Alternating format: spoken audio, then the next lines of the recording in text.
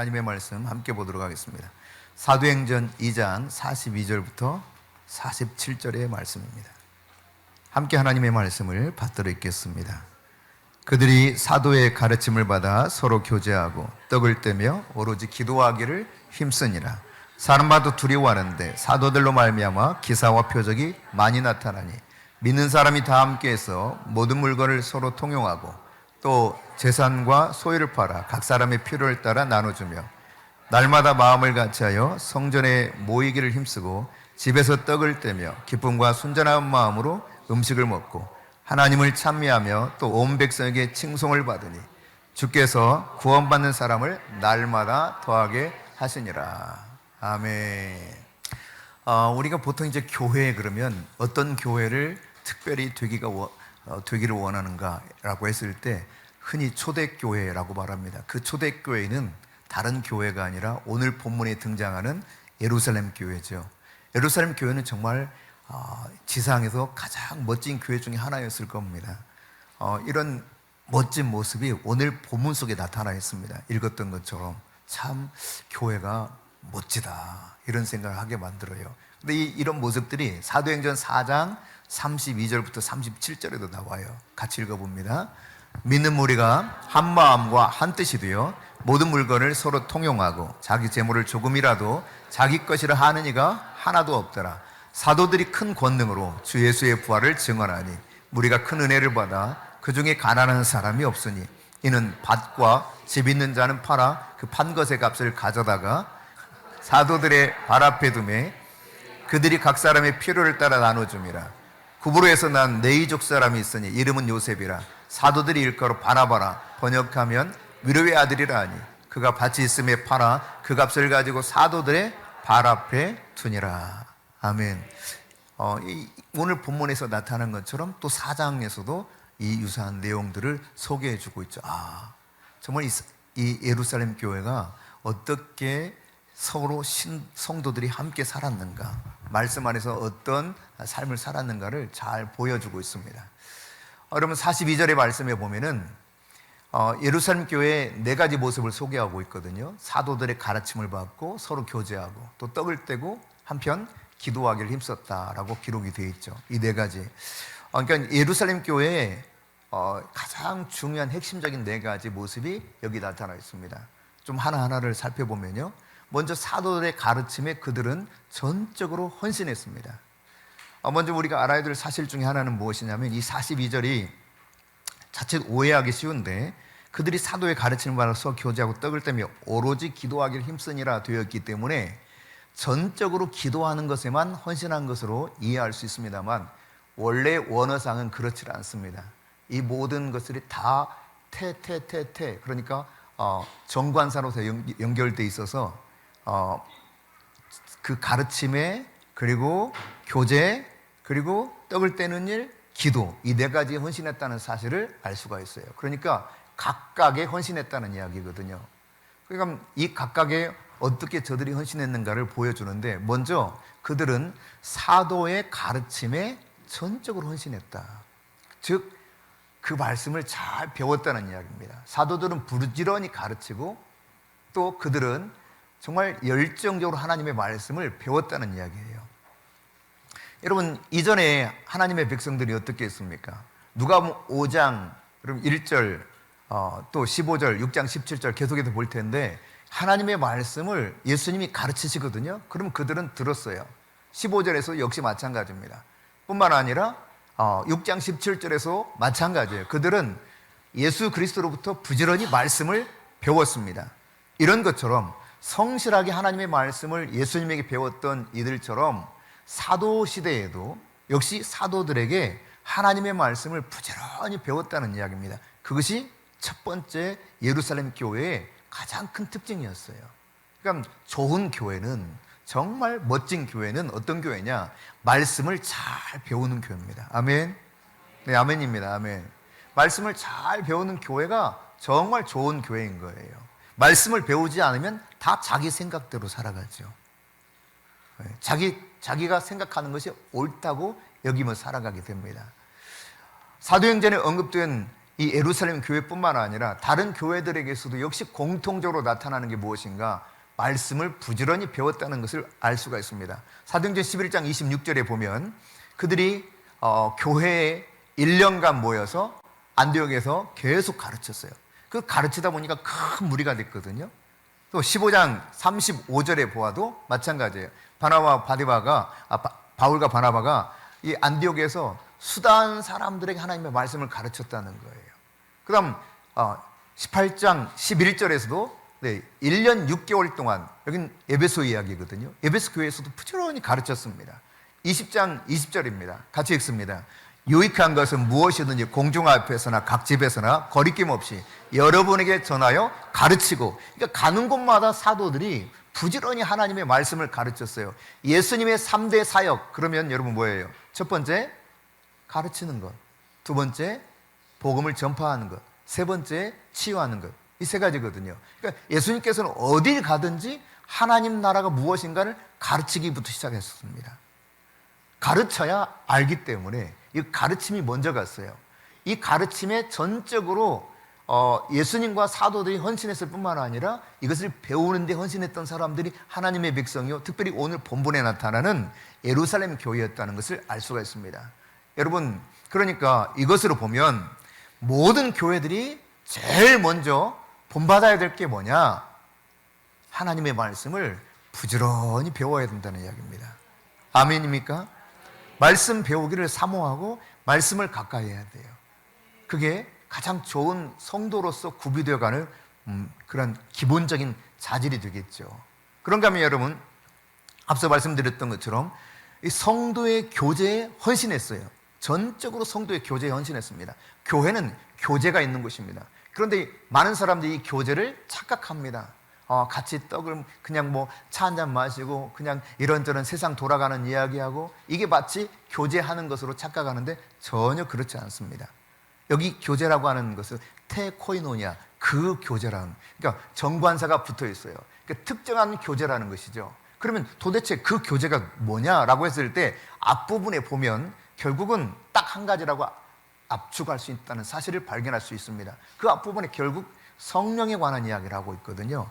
그러니까 2장 전체 문맥으로 볼 때 그 교제라고 하는 것은 성령이 어떻게 임해서 성령 안에서 어떤 변화를 받고 그 성령님이 우리 가운데 어떤 깨우침을 주셨는가, 이런 교제를 한 거예요. 그 교제입니다. 그 교제. 네. 굉장히 인간이 보통 생각하는 교제와 다른 이야기입니다. 그러니까 여러분, 교제를 한다고 했을 때 이 하나님의 말씀을 근거로 해서 성령님이 내게 깨우쳐 주신 것을 근거로 해서 교제하는 것이 가장 성경적인 교제예요. 이것이 빠지면 다 아무것도 아닙니다. 예. 그럼 세상 사람과 뭐가 다를 바가 있겠어요? 그러니까 여러분이 만나서 교제할 때 하나님의 말씀을 통해서 내가 이런 책망을 받았어요. 이런 깨달음을 얻었어요. 하나님 저에게 이렇게 위로해 주시더라고요. 성령님께서 이렇게 찾아와 주셔서 나에게 말씀해 주시더라고요. 이런 교제에 힘쓰는 것이 바로 예루살렘 교회였다는 사실이고, 이것은 동일하게 오늘 이 시대의 교회에게 무슨 교제를 해야 될 것인가를 분명히 가르쳐주고 있는 것이죠. 그러니까 이런 성령 안에서 그런 교제를 해 나갔을 때 교회가 성령 안에서 하나가 될 수 있었어요. 그러니까 내적으로 하나됨을 추구할 수 있는 가장 좋은 방법, 이것이 바로 성령을 공유하면서 교제하는 방법입니다. 하나님의 말씀을 배우고 성령님이 가르쳐주신 그것을 기초로 해서 이 말씀들을 함께 나눠갈 때 교회는 하나 될 수 있어요. 그리스도로 향하게 되어 있죠. 성령님께로 향하게 되어 있습니다. 뿐만 아니라 교회가 외적으로도 달라지게 되어 있습니다. 오늘 본문에서도 등장하고 있는 것처럼 물질의 교류, 네 것 내 것이 없이 그렇게 교류했던 가장 뿌리, 근간도 바로 이 성령 안에서 교제에 있다는 사실을 알 수가 있습니다. 그러니까 교회를 성령의 공동체로 이해하고 있다는 것이 오늘 본문에서 드러나고 있죠. 그러니까 여러분, 교회라고 하는 것은 그냥 단순한 모임이 아닙니다. 성령 하나님께서 우리 안에서 진리를 깨닫게 하고 그 진리의 말씀에 반응하게 만드는 성령의 공동체가 교회예요. 그러니까 여러분이 교회를 다니면서 말씀을 배우고 성령 안에 조명을 받아서 이 진리의 말씀을 가지고 그것을 함께 나눠가는 가운데 그리스도로 향하여 하나 될 뿐만 아니라 우리의 삶에 무엇을 요구하는가? 이것이 외적인 변화가 일어날 때 제대로 된 교제가 풍성해지고 있구나, 이걸 알 수 있는 것이죠. 이런 교제의 삶이 여러분 셀 안에서 풍성하게 나타날 수 있기를 바랍니다. 네, 그냥 단순히 하나로 뭉치자 이게 아니에요. 인본주의로 우리 하나 되자 해가지고 뭐 얼마든지 그렇게 할 수 있어요. 조폭들도 그렇게 하지 않습니까? 그렇죠? 네, 하나 되는 거 의리하면서 딱 모임이에요. 대단합니다. 그런 하나됨이 아닙니다, 여러분. 성령의 도움을 받아서 성령이 중심이 되는 코이노니아 속에, 그 교제 속에 하나가 되는 거예요. 내 생각이 그러니 버려지고 하나님의 생각이 주장되죠.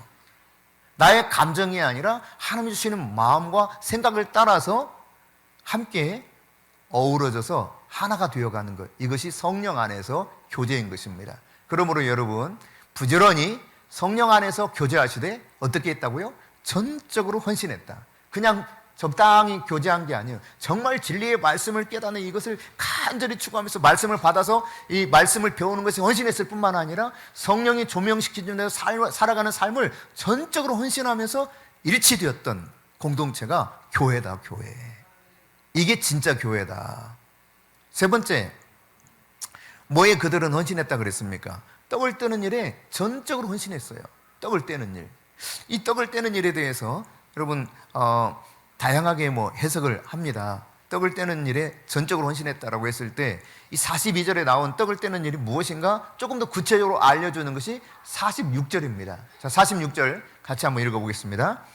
날마다 마음을 같이하여 성전에 모이기를 힘쓰고 집에서 떡을 떼며 기쁨과 순전한 마음으로 음식을 먹고. 그러니까 여러분, 저들은 떡을 떼는 일에 전적으로 헌신했는데 어디에서 떡을 뗐다고요? 집에서. 이 말은 여러분 단순히 집에서라고 이렇게 번역이 되어 있지만 정확한 의미를 이해하려면 집집마다 그런 뜻입니다. 다시 말해서 집집마다 돌아가면서 떡을 뗐다는 거예요. 네. 그리고 함께 기쁨과 순전한 마음으로 음식을 먹었다. 그러니까 오늘날로 말하면 셀 모임이 활성화된 겁니다. 그것도 언제? 한 달에 한 번? 네. 일주일에 한 번? 아니라니까요. 날마다요, 날마다. 날마다 그들은 매일매일 집집마다 돌아다니면서 떡을 떼고 순전한 마음으로 기쁨으로 음식을 같이 먹었어요. 그러니까 오늘날 구역 예배나 셀 모임 같은 것이 매일매일 있었다는 거예요. 왜? 하나님 말씀을 배우고 성령 안에서 이 받았던 감격들이 너무 커요. 그리고 모일 때마다 주님께서 이것을 기념하라 했거든요. 그래서 그들은 떡을 뗀 것입니다. 즉 성찬을 한 것입니다. 뿐만 아니라 그들은 즐거운 마음으로, 기쁨으로, 순전한 마음으로 음식을 같이 먹었어요. 그 음식을 서로 식탁 교제한 것이죠. 네. 이것이 단순히 한 차례가 아니라 매일매일 했을 뿐만 아니라 성경은 전적으로 오로지 헌신했다는 거예요. 이 일에. 그러니까 다시 말씀드립니다. 배우는 일에 오로지 헌신했고, 그리고 그들은 동시에 사도의 가르침을 그렇게 받아서 전적으로 헌신했을 뿐만 아니라 부지런히 성령 안에서 교제하는 일에 헌신했어요. 그리고 나아가서 떡을 떼는 일에 아주 헌신했다는 이야기입니다. 식탁 교제까지. 네.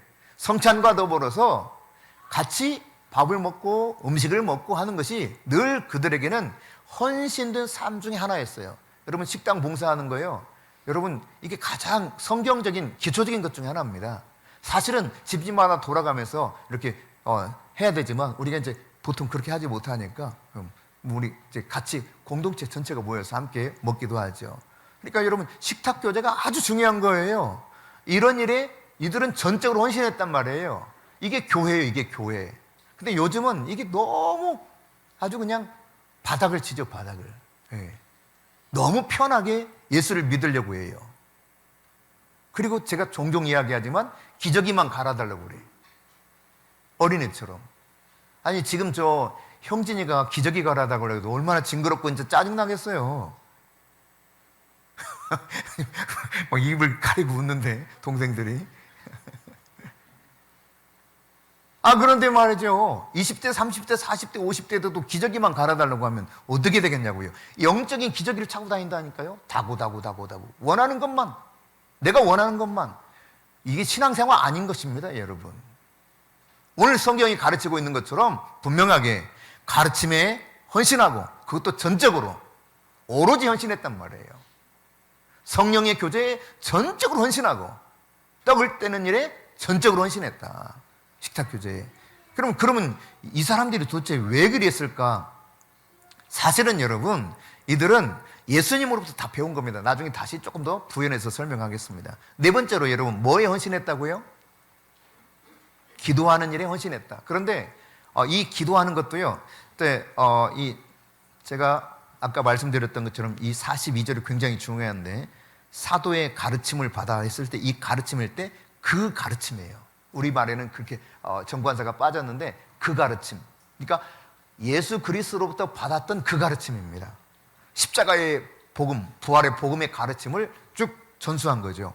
그리고 그 교제, 성령의 교제라 그랬어요. 그리고 그 떡을 떼고 그 성찬을 말합니다.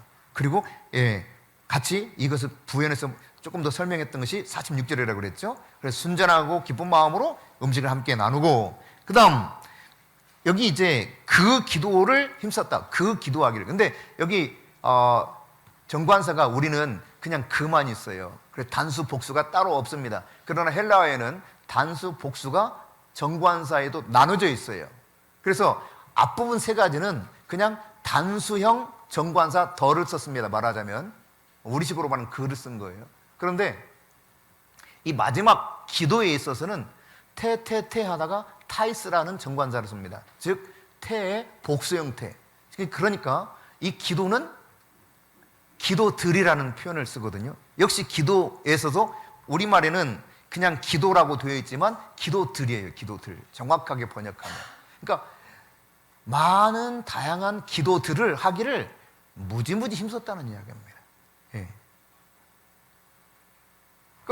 그래서 육회 기도라는 단어인데 여기서는 유카이라는 복수 형태를 써서 프로스카이라는 단어를 쓰거든요. 그러니까 기도하는데 여러분 그냥 오늘 한번 기도하는 것이 아니라, 어떤 기도만, 특정한 기도만 하는 것이 아니라 모든 기도에 전적으로 헌신했다는 이야기입니다. 마치 여러분 120명의 이 성도들이 120문도라고 흔히 표현하죠. 다락방에 모여가지고 얼마 동안 기도했어요? 열흘 동안 전심으로 기도했던 것처럼 그들은 그런 기도의 열정을 불을 받아서 모든 기도에 아주 열심히 했단 말이에요. 그러니까 여러분 금요일 기도에 나와야 안 나와야 돼? 아이고, 새벽에 나와야 돼, 안 나와야 돼? 기도하기 열심히 했다니까요. 모든 기도에 전적으로 헌신했다. 전적으로. 그냥 적당히 한 게 아니에요, 여러분. 이게 예루살렘 교회였습니다. 그런데 얼마나 아주 편안하게 예수를 믿으려고 하시는지 모르겠어. 너무 편안하게 예수를 잘 믿어보려고 해요. 근데 잘 믿어집니까? 편안하면 편안할수록 잘 안 믿어집니다. 부지런히 말씀을 배우고 성령 안에서 정말 진실한 교제가 있고 부지런히 성경이 말씀하고 있는 것처럼 떡을 떼고 순전한 마음과 기쁨으로 그렇게 함께 식사 공동체 식사 교제를 하고, 그리고 말씀하는 것처럼 모든 기도에 내가 전적으로 헌신할 때 나도 모르게 믿음이 쑥쑥쑥쑥 자라는 거예요. 신기한 일이죠. 모이면 신기하게 불이 붙어요. 근데 흩어지면 꺼집니다. 자, 2026년도 표가 뭐죠? 같이 한번 해볼까요? 그날의 가까움을 볼수록.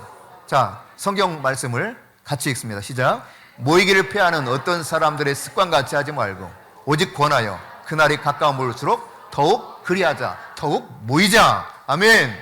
여러분, 이들이요 날마다 모였다니까. 날마다 모였어요. 아멘, 아멘.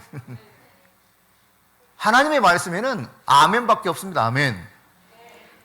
아멘요, 아멘. 그리스도에게는 예, 예, 아멘, 아멘만 있는 거예요. 아멘, 아멘, 아멘, 아멘. 용사가 되어야 돼요. 용사가. 불이 붙어야 돼요. 말씀에 헌신해서 배우고 성령 안에서 그 교제가 풍성해지고 떡을 떼는데 헌신하고, 그리고 모든 기도에 전적으로 헌신할 때 예루살렘 교회가 이랬구나. 진짜 그런 교회가 정말 성령이 강력하게 역사할 수밖에 없었구나. 조금 더 다시 또 부분적으로 나누도록 하겠습니다. 그러니까 각종 기도회에 아주 전적으로 헌신했다는 사실을 알 수 있는데, NIV 성경으로 한번 보겠습니다. 여기 보면 지금 이게 NIV 성경인데요. 이 말씀에 보면은 그들이 재산과 소유를 팔아서 각 사람의 필요를 따라 나눠주며 그랬는데, 이 단어를 세 가지, 그 동사가 세 가지 형태가 나옵니다. 세 가지 동사가 나옵니다. sell, gave, had, have죠. 그러니까 이 단어들은 미완료 시제로 다 쓰여 있어요. 실상은 그 헬라어에서는. 여기 보면 우리 성경에서 재산과 소유를 팔다라는 동사를 써요. 각 사람의 필요를 따라 나눠주면서 그냥 한 차례만 있는 것처럼 보이지만 나눠주고 그 다음 가졌다라는 뜻, 그들은 필요에 따라 가졌다라고 하는 동사가 동시에 쓰여 있습니다.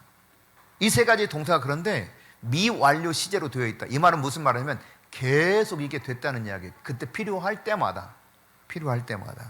네. 그러니까 예루살렘 교회가 필요할 때마다 이런 일에 헌신하면서 함께했다는 이야기죠. 120문도가 아까 기도를 열심히 했었잖아요. 그렇죠? 사도행전 1장 14절에 기도 열심히 했어요. 근데 그 기도를 본받아서 저들도 각종 기도에 전적으로 헌신했어요. 그러다 보니까 어떤 일이 벌어졌느냐? 이 앞부분에 나오지만, 2장 앞부분에 나오지만 3,000명으로 확장됐는데, 성도가 그렇게 됐는데도 여전히 기도에 전적으로 헌신하더라. 그 기도를 본받아서. 이게 정말 우리에게 큰 도전인 것입니다. 저희가 개척했을 때는요, 새벽에 4시부터 7시까지 쉬지 않고 부르짖어 기도했습니다. 아주 큰 소리로요. 동네가 떠나갈 듯이. 그래서 제가 기도하는 소리가, 서무수 전사님이 그때 당시에, 지금 목사지만 그때 당시에 청년이었는데 집이 한 얼마나 떨어졌을까? 교회에서 한 500m 떨어졌나? 그런데 그 집 앞까지 제 기도 소리가 들렸대요.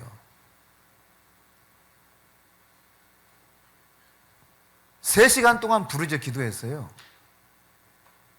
그때 교회에서 먹고 잤던 사람들 역시 3시간은 의무적으로 부르짖어 기도했습니다. 네. 쉬지 않고. 만일 기도를 멈추면 내가 가서 막 등을 쳤어요. 기도해라. 왜 저러고 있냐?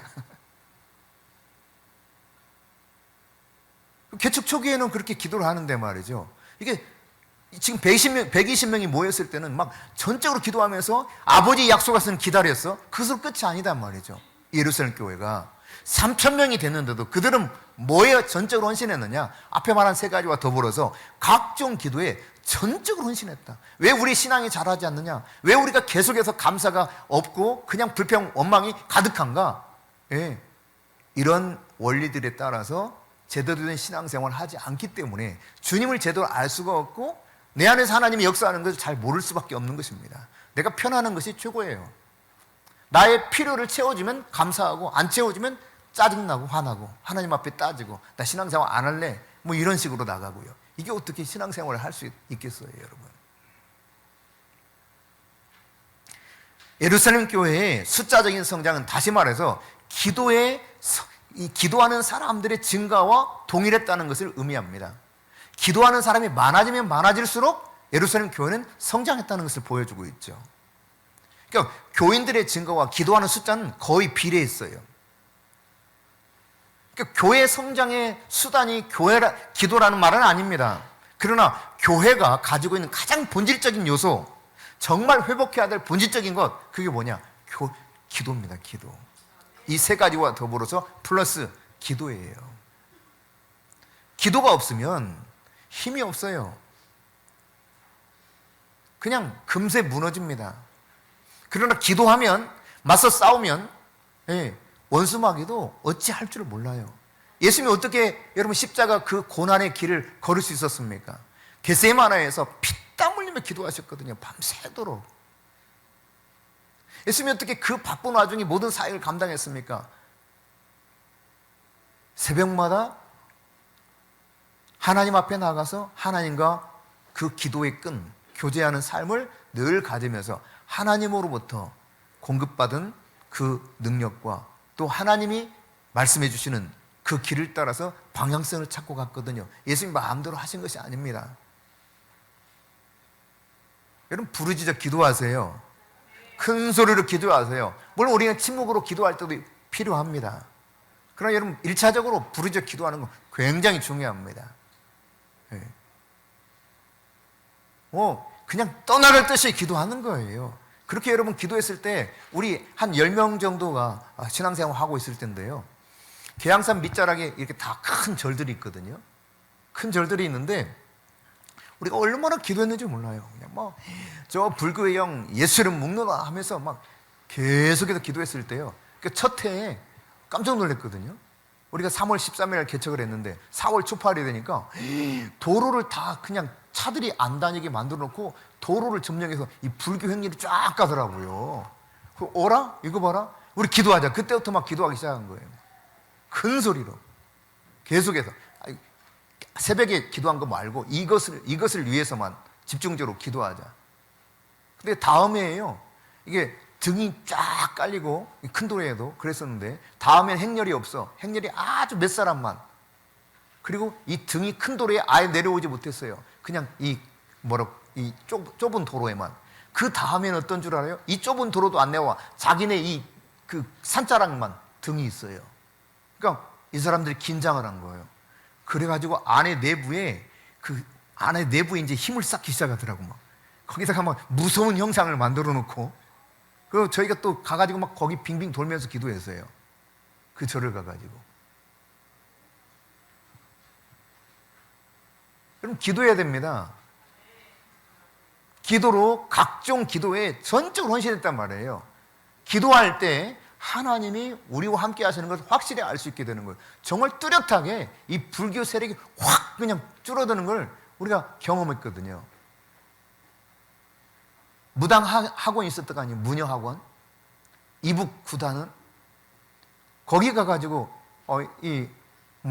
영적 전쟁을 한번 한 적이 있어요.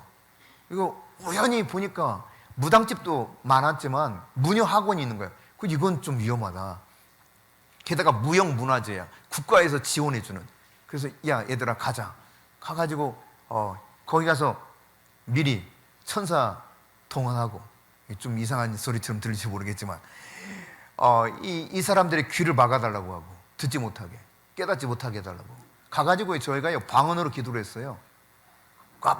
지금 막 신내림 받기 위해서 열심히 푸닥거리 하고 있는데 생돼지 하나 잡아놓고요. 통으로. 돼지 통으로 잡아놓고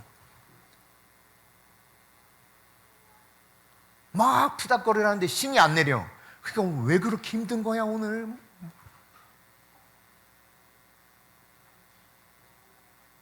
그 무당 중에 이제 어머니라고 그러더만, 그들은 어머니 무당이 이리 와봐라 내가 할란다. 갔어요.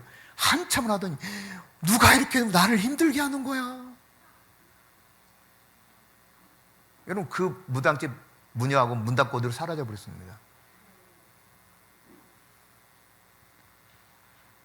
여러분 기도해야 됩니다. 오늘 예루살렘 교회는 기도에 전적으로 헌신했어요. 이 네 가지 아름다운 예루살렘 교회의 모습은 바로 우리가 회복해야 될 모습인 것이죠. 우리가 본질적인 것을 찾고자 하면 바로 이게 회복돼야 되는 거예요. 부지런히 여러분 배우십시오. 배우는 교회를 놓치지 마세요. 계속해서 배우시기를 바랍니다. 성령 안에서 교제하는 것을 끊임없이 하십시오. 하나님의 말씀과 성령이 조명해 주신 게 어떤 것인가, 이걸 계속 나눠야 돼요. 함께 모여서 나눌 때 불이 붙는 거예요. 내 약한 믿음에 막 불이 붙어지는 거예요.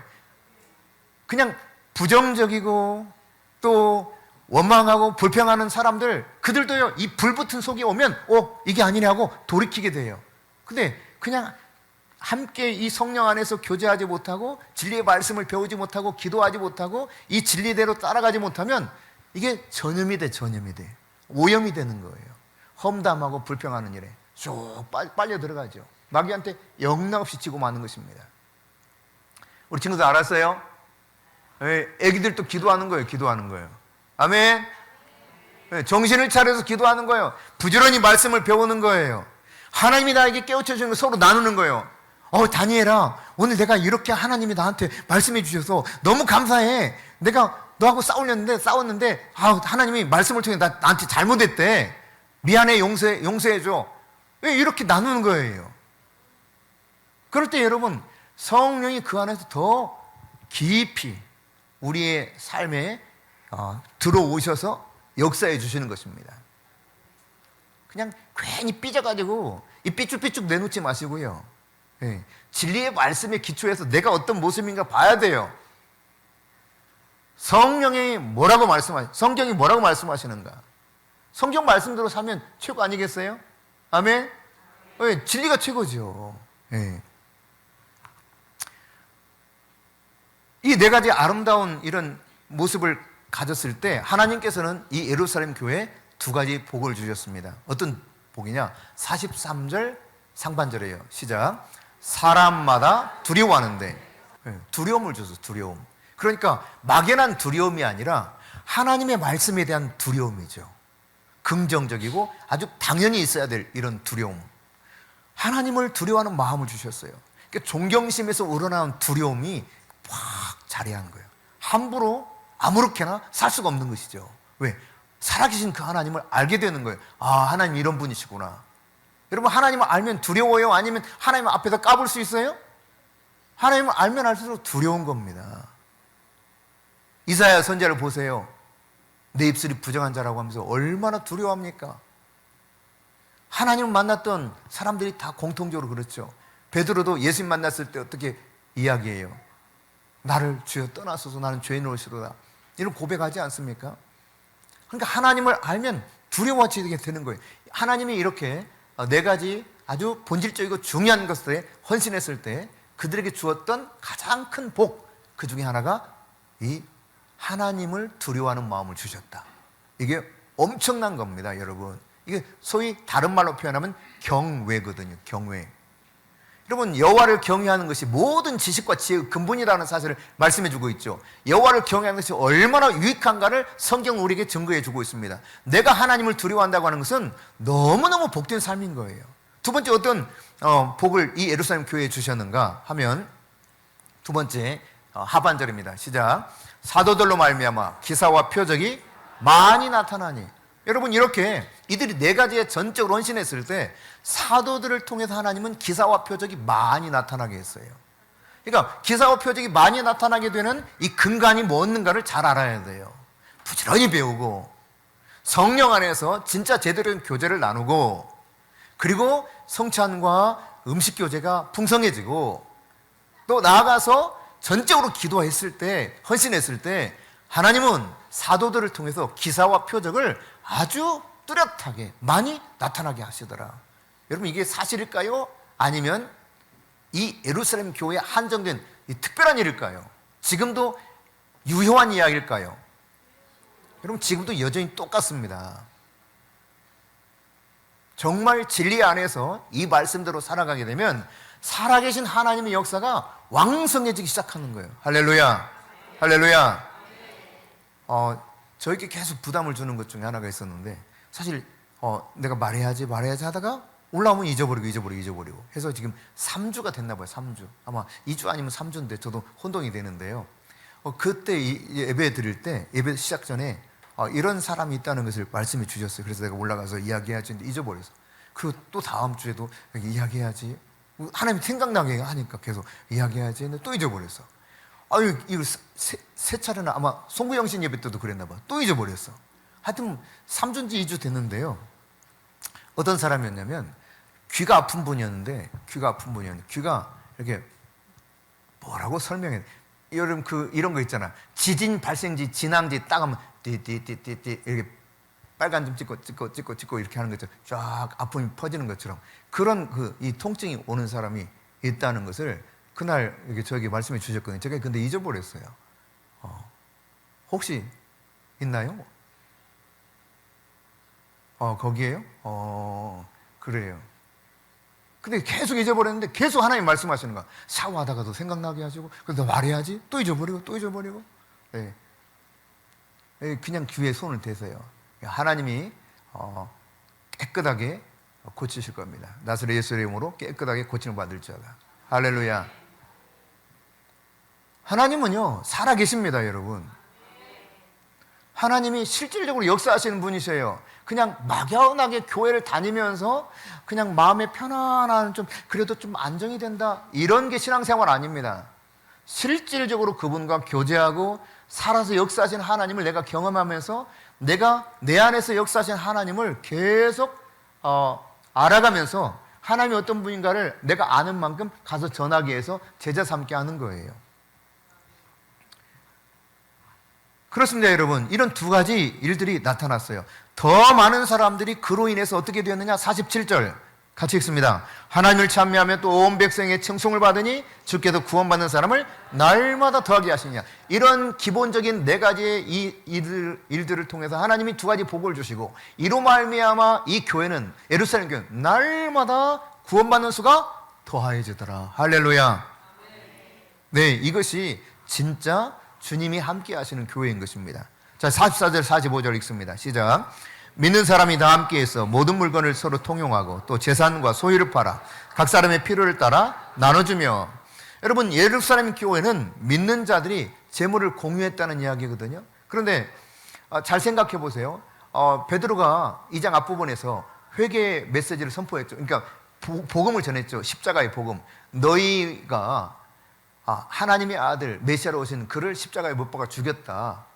그러나 하나님께서 죽은 자들 가운데서 일으키셔서 부활의 주가 되게 하셨다. 이 말씀을 들었을 때 우리가 어찌할꼬 그랬잖아요. 그때 베드로가 말했던 것이 무엇입니까? 회개하고 주의 이름으로 세례를 받으라. 그리하면 성령을 선물로 받으리니 그랬거든요.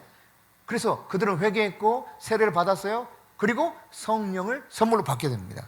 그런 이후에 계속해서 그들이 성령 안에서 예수 그리스도와 하나가 된 거예요. 연합이 된 거예요.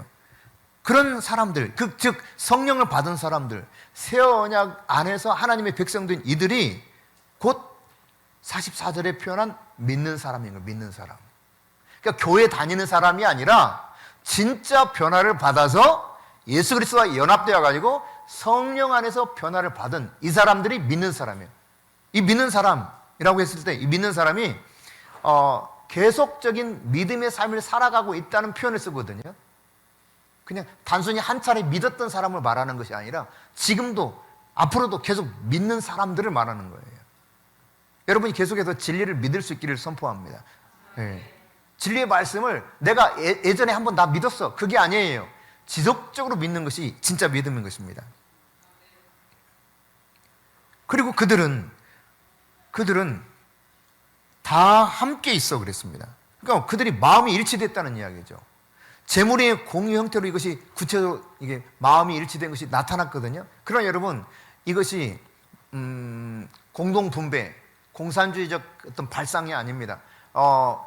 목사님의 아들이었지만 이상하게 좀 바뀌어가지고 칼 막스가 여기서 이제 힌트를 얻어서 공산주의 사상을 만들어냈어요. 사실은. 네. 그러나 공산주의 개념의 공동 분배를 말하는 것이 아닙니다. 여기서 아까 말씀드렸던 팔다, 나누다, 그리고 가지다 라고 하는 것은 다 미완료 시제로 쓰여 있다 그랬죠. 동사 형태들이. 그러니까 사유재산을 포기한 것이 아니라 어떤 그 궁핍한 사람들, 어떤 문제가 생겼을 때 그 사람들의 필요를, 그 문제 해결을 위해서 일시적으로 여유가 있는 사람들이 자기 재산을 뭐 처분하기도 해가지고 그들의 필요를 채워줬다는 이야기입니다. 그러니까 교회 내 궁핍한 성도가 있다. 그러면 누가 채워주는 거예요? 사람들은 왜 교회가 구제를 안 해? 여러분, 그 큰 착각입니다. 교회가 구제한다는 것은 성도가 하는 거예요. 성도가. 네. 성도들의 헌신으로 되는 것입니다. 이것이 이제 나중에 사도 바울이 디모데에게 편지할 때도 그렇게 말하거든요. 너희 친족 중에 과부가 있거든. 너희가 돌보라 그러거든요. 너희가 돌보라.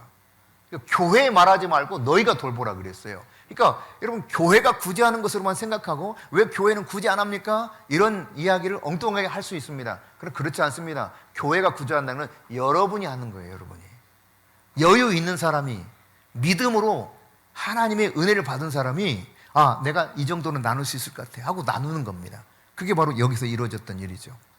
그래서 그런 가장 좋은 샘플 중에 하나가 이제 사도행전 4장에 가면 34절부터 37절에 바나바에 대한 이야기를 하고 있어요. 바나바가 자기 소유를 팔아서 이것을 나누게 되죠. 가장 좋은 그런 본을 이렇게 소개해 주고 있습니다. 바나바의 헌신인데 이것은 그냥 강요해서 된 것이 아니었어요. 그냥 자발적으로 헌신해서 저 사람이 좀 필요하구나. 내가 그런데 뭐 구태여 이렇게 여유 있는 걸 가지고 이 물질에 연연하면서 살 필요가 없는데 나눠야 되겠다 하는 성령의 감동에 따라서 기꺼이 나눈 겁니다. 네. 이런 삶이 자연스럽게 이런 네 가지의 가장 중요한 자질 속에서 저들이 헌신했을 때 이 복을 주시고 자연히 이렇게 흘러간 모습 중에 하나가 재산을 공유하는 일들이 있었다는 이야기입니다. 여러분, 그런데 우리가 46절을 한번 볼 필요가 있어요. 자, 같이 읽습니다. 날마다 마음을 같이하여 성전에 모이기를 힘쓰고 집에서 떡을 떼며 기쁨과 순전한 마음으로 음식을 먹고. 먼저 상반절에 보면 날마다 마음을 같이해서 어떻게 했다? 성전에 모이기를 힘썼다. 여러분, 언제 모였다고요? 한 달에 한 번? 날마다 맨날 그래, 맨날 매일매일 성전에 모이기를 힘썼다는 거예요. 그러니까 얼마나 모이기를 힘썼는가 이해하시겠죠? 하나님 그렇게 말씀하신 거예요. 모이기를 피하는 어떤 사람들은 습관처럼 하지 말고 그날이 가까우면 볼수록 더욱 그렇게 열심히 모여라. 그럼 여러분, 점점 가면 갈수록 어려워지는 시대가 도래할 겁니다. 세상은 과학이 발달해서 대단한 것처럼 우리가 편리한 삶을 보장해 줄 것처럼 보일지 모르지만 신앙생활하기는 점점 어려워질 겁니다. 그럼 여러분, 혼자 믿음을 도무지 지켜내기 어려운 상황들이 올 거예요. 열심히 모여야 돼요. 그날이 가까우면 볼수록 더욱 그리하자. 그들은 매일매일 성전에서 모여서 뭐 했어요? 네, 말씀을 배우고 성령 안에서 그 교제를 나누고, 그리고 떡을 떼고 식탁 교제를 하고, 그리고 나아가서 뭘 했다는 것입니까? 기도하기에 또 헌신했다는 이야기입니다. 그건 날마다 그렇게 날마다 대그룹으로 모여서 예배드리고. 자, 하반절에 시작. 집에서 떡을 떼며 기쁨과 순전한 마음으로 음식을 먹고. 그러니까 예배 마치고 바로 흩어진 것도 아니에요. 집에 가가지고 또 떡을 떼면서 같이 이 은혜를 함께 나눴단 말이에요. 소그룹 모였다는 이야기입니다. 그러니까 대그룹 예배와 소그룹 모임이 활성화되어 있다는 이야기예요. 이게 두 가지가 살아나야 교회가 살아나는 거예요. 여러분, 소그룹 리더는 매우 중요한 것입니다. 셀 리더는 셀 원들을 돌아보는 거 얼마나 중요한가를 깨달아야 돼요. 그냥 대충 맡은 일이 아닙니다. 정말 말하자면 한 교회를 맡은 거나 마찬가지인 거예요. 이게 살아나야 교회가 사는 겁니다. 그러니까 셀 리더와 헬퍼들은 부지런히 셀원들을 돌보고 함께 모이기를 즐거워하고 함께 모여서 뭔가 말씀을 배우고 성령의 교제를 나누고 떡을 떼고 그리고 열심히 기도하고, 이런 일을 통해서 믿음의 불이 붙고, 그리고 필요하면 소유를 나눠서 필요도 채우기도 주기도 하고, 나아가서 이런 속에 자연스럽게요, 그 속에 하나님이 역사한다니까요. 성령이 강력하게 역사하는 거예요. 할렐루야. 이것이 바로 초대 예루살렘 교회였습니다.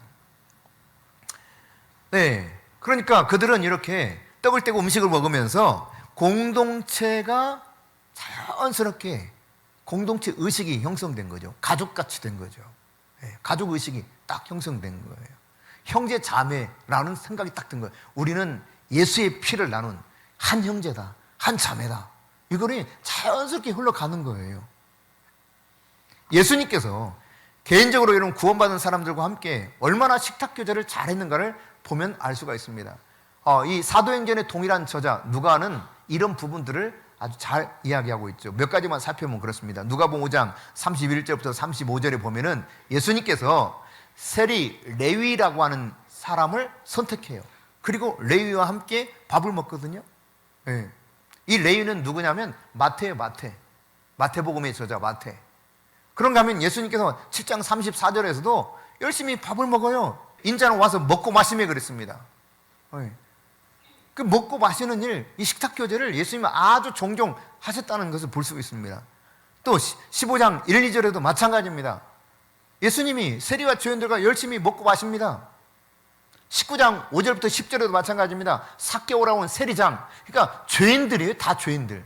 그냥 죄수 중에 가장 우두머리라고 할 수 있는 사람들입니다. 그들과 함께 어울려서 계속 예수님 식탁 교제하셨어요. 그러니까 이런 것들을 보고 배웠던 사도들이 동일하게 예수님처럼 말씀을 가르치고 예수님처럼 성령 안에서 교제를 나누고 예수님처럼 떡을 떼고 식탁 교제하고 예수님처럼 기도에 오로지 전적으로 헌신했다. 그 결과가 말씀드린 것처럼 하나님을 두려워하게 되고 사도들로 인해서 기사와 표적이 많이 나타나고 자연스럽게 이것은 큰 무리를 이루는 역사가 빚어졌다는 이야기입니다. 할렐루야. 여러분, 교회가 모든 사람들로부터 결과적으로 47절 상반절에 보면 칭찬을 받아요. 칭찬.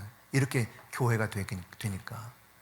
그 다음 다시 하반절에 보면 날마다 구원받는 사람들이 더해지게 되더라. 이런 은혜가 우리 신부교회 위에 여러분 삶에 있기를 바랍니다. 정말 내가 이런 믿음으로 하나님을 영화롭게 해야겠다. 이런 결단이 있는 새해 신년 감사 주일이 되실 수 있기를 축복합니다. 아멘.